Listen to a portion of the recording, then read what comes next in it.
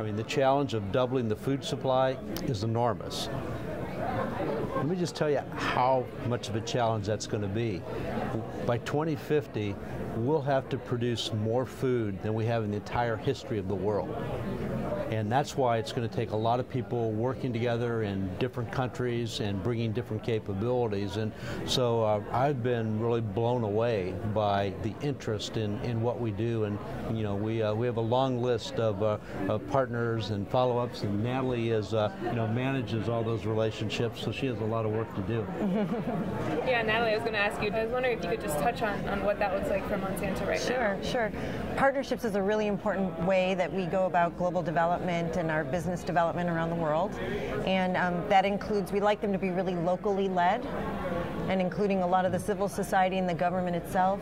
We like to keep farmer really at the center and focus on what the farmer's needs are and design them so that they're really drawing on the strengths, so that we're doing something we couldn't have done on our own, any of us. That's really how we look at it. And one that we have underway in Africa now for a number of years that we're trying to get the word out about, because it's an opportunity for a lot of folks, is called the Water Efficient Maize for Africa project. It's led by the African Agricultural Technology Foundation based in Nairobi. They're an NGO there. It includes CIMMYT and 5 African governments: Kenya, Uganda, Tanzania, Mozambique, and South Africa. And it's funded by the Bill and Melinda Gates Foundation, the Howard Buffett Foundation, and USAID. And this project was started actually 7 years ago, where we came together. We recognized, all of us, that drought was a huge challenge facing smallholders in Africa, and it was unfortunately only likely to get worse with climate change. Right. And we needed to do everything we could to give these farmers better ways of managing that risk and being able to make investments to improve their productivity and not lose it to a drought. And so we combined CIMMYT's African adapted germplasm that they've done such a great job with, and 600 lines that Monsanto brought in from other parts of the world that were responding very well to drought. We combined them for Africa, and it's now the largest breeding program in sub-Saharan Africa. And then we have, as Rob mentioned, biotechnology traits, both drought tolerance and insect protection traits that we've donated into the project that are going through field trials. And so our vision is that farmers will have access to both the breeding and the breeding plus biotechnology choice available to them. And we've designed this so that all of the R&D was done royalty-free, all that IP was royalty-free.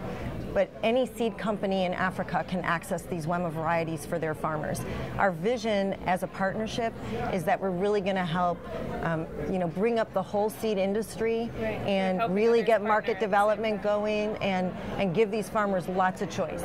And then once we've got this really vibrant system, we'll all fight to earn their business. But we really felt like we needed a partnership to make that kind of help tackle drought.